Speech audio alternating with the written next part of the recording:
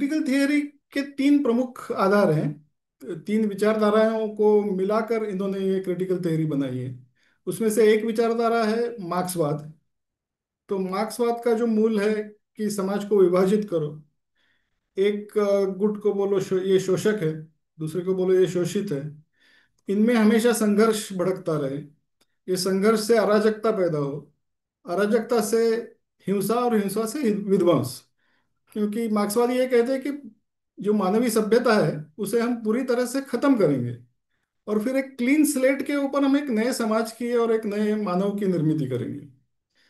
ये उनका कहना है। तो ये सुनने में बहुत अच्छा लगता है, नया मानव नया समाज। बट इन्हें जब भी मौका मिला तो इन्होंने कभी भी कोई भी नई चीज निर्माण करने की क्षमता आज तक नहीं दिखाई है। जब भी इन्हें मौका मिला उन्हें उनके राज से सिर्फ अराजकता और विध्वंस यही पैदा हुआ है। तो ये एक हो गया मार्क्सवाद। दूसरी विचारधारा जो इन्होंने अपनाई है जिस क्रिटिकल थियरी में, उसे बोलते हैं पोस्ट मॉडर्निज्म।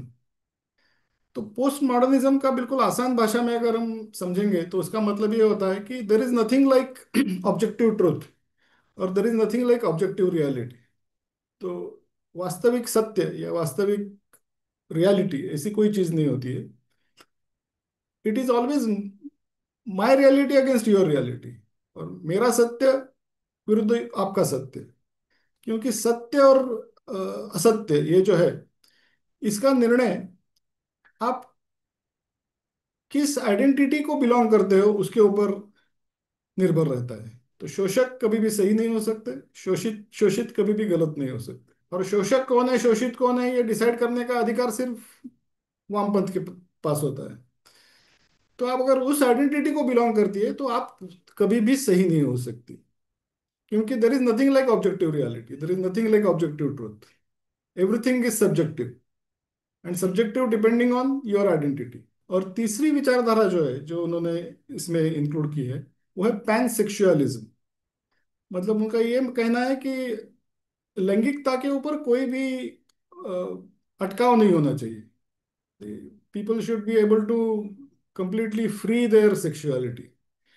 तो इसके भी बहुत भयानक परिणाम होते हैं। मतलब इसको अगर आप समझने की कोशिश करेंगे कि इसका एक्चुअली मतलब क्या निकलता है। क्योंकि इनका ये एक बहुत स्किल है इनके पास, वामपंथियों के पास, कि बहुत बड़े बड़े हाई साउंडिंग जिसको हम बोलते हैं ऐसी थेरीज ये इसके ऊपर खड़े करते हैं। तो पैन सेक्सुअलिज्म के लिए भी उन्होंने ये कहा है कि अगर सेक्सुअलिटी को हम फ्री करेंगे तो दुनिया में प्यार और शांति फैलेगी। ऐसा प्रयोग भी उन्होंने करके देखा पाश्चात्य सभ्यता में। लेकिन उसमें से प्यार भी फैला नहीं, शांति भी फैली नहीं, बट विकृतियां पैदा हो गई।